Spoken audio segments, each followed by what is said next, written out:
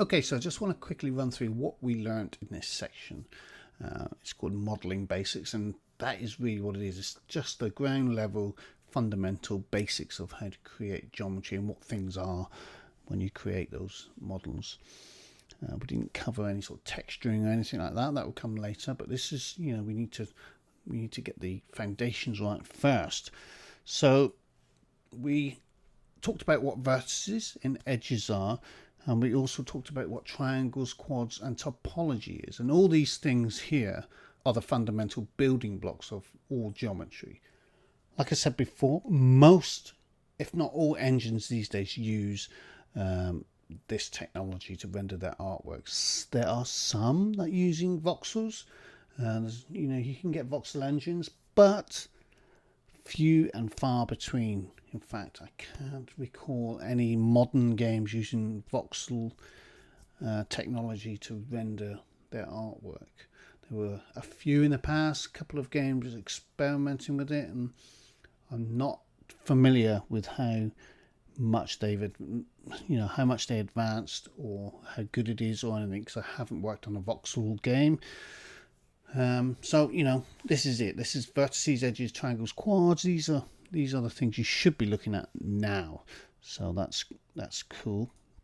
We also understand now what backface culling is. We know that triangles are one-sided unless they're very specific and the engine is told to render them double-sided, and for that you need a shader, a special shader to apply to that material that's going on to that triangle. Otherwise, backface culling, we know what that is. Normals and flipping them, we know what a normal is, the direction of a triangle.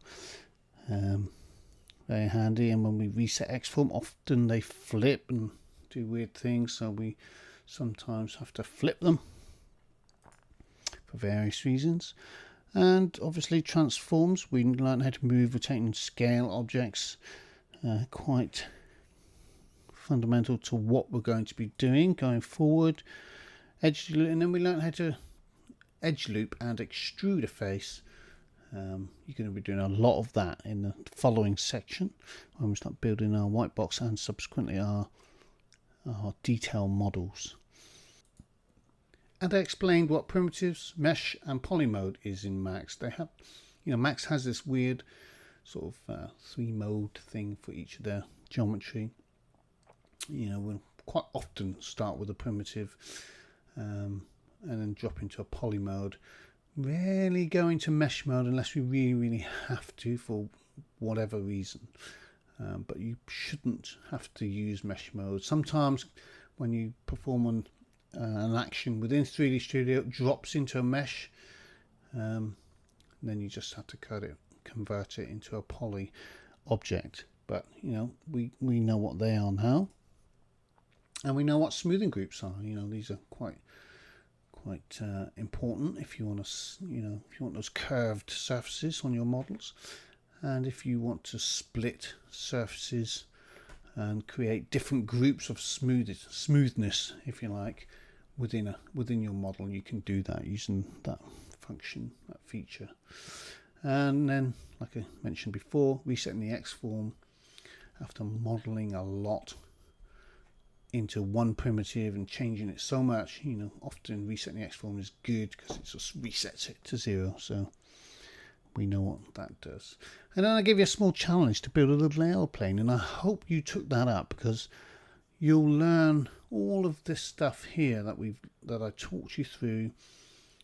You should have been able to take up that challenge quite easily and build that small aeroplane. So that was it for modelling basics. We're going to learn a whole ton more stuff. This is just the basics, the fundamentals. We're just laying down the groundwork for what's to come, really. And there's going to be a whole ton more new stuff as we progress. Try and do something new for each lecture. Try and teach you something new, a new modelling technique.